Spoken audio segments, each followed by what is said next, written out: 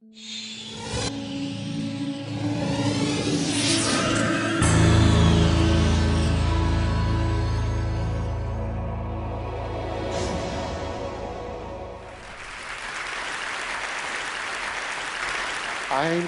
was offered a position as Associate Professor of Medicine and Chief of Scientific Visualization at Yale University in the Department of Medicine.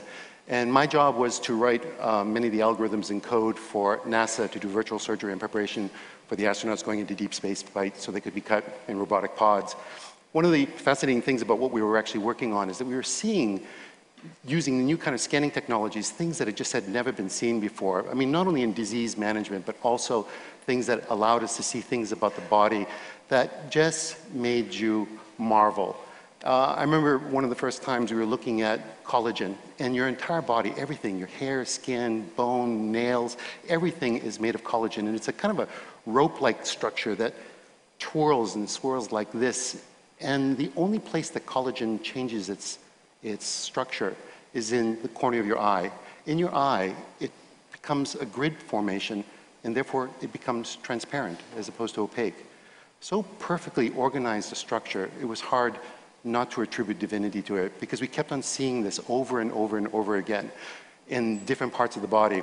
One of the opportunities I had was one person was working on a really interesting kind of micromagnetic resonance imaging machine with the NIH, and what we were going to do is scan a new project on the development of the fetus from conception to birth using these kinds of new technologies.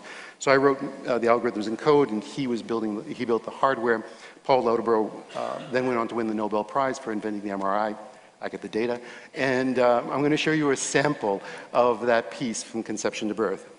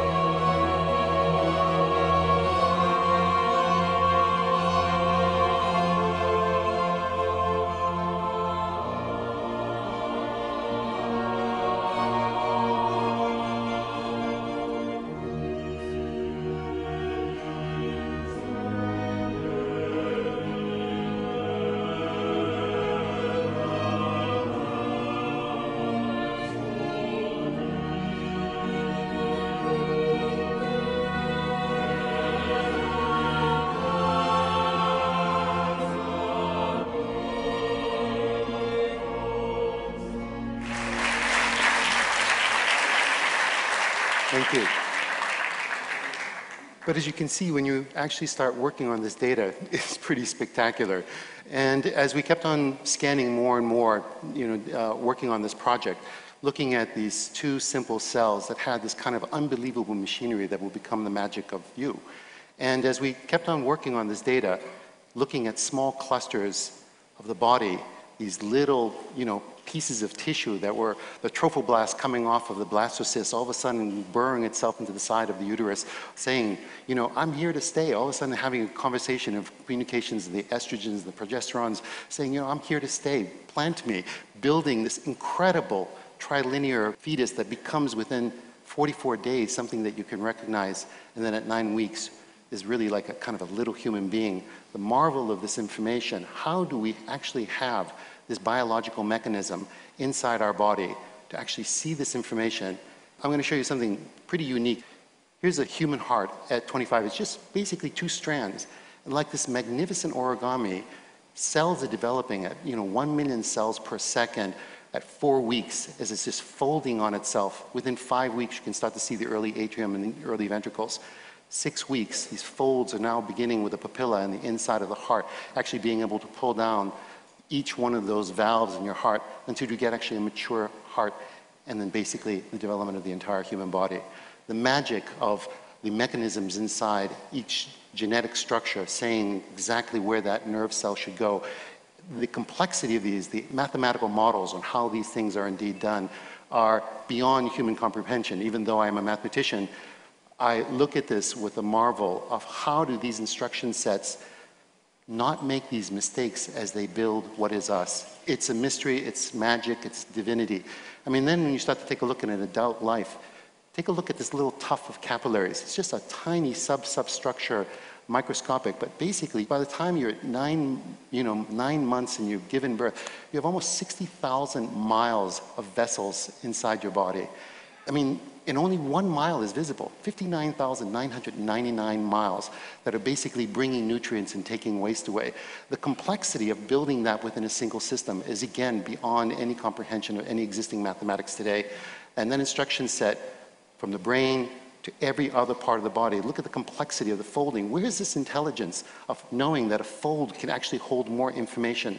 So as you actually watch the baby's brain grow, and this is one of the things that we're doing right now. We're actually doing a longitudinal studies of actually scanning babies' brains from the moment they're born every 6 months until they're 6 years old. We're going to be doing actually about 250 children, watching exactly how the jirai and the sukai of the brains fold to see how this magnificent develop actually turns into memories and the marvel that is us. And it's not just our own existence, but how does the woman's body understand to have genetic structure that not only builds her own, but then has the understanding that allows her to become a walking immunological cardiovascular system that basically is a mobile system that can actually nurture, treat this child with the kind of marvel that is beyond, again, our comprehension, the magic that is existence, that is us.